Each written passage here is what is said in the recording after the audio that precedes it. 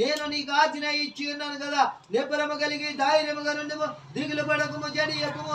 నీవు నడుచు మార్గం అంతటిలో నీ దేవుడైన యెహోవా నీకు తోడైయుండును.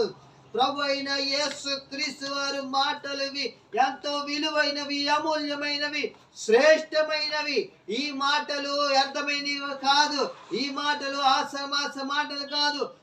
యేసు క్రీస్తు యొక్క పరిశుద్ధమైన, దివ్యమైన, మంచి వెలకట్టలేని, బంగారము కన్నా వెలగల ముత్యముల కన్నా వెలకట్టలేని వెలగది వాక్యము.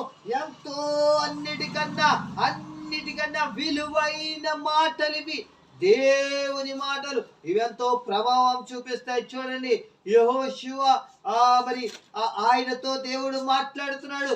మోషే మృతి నొందాడు కాబట్టి నీవు కూడా మోషే తర్వాత ఒక నాయకుడివే అన్నాడు యేసుక్రీస్తు వారు. మోషే నడిచే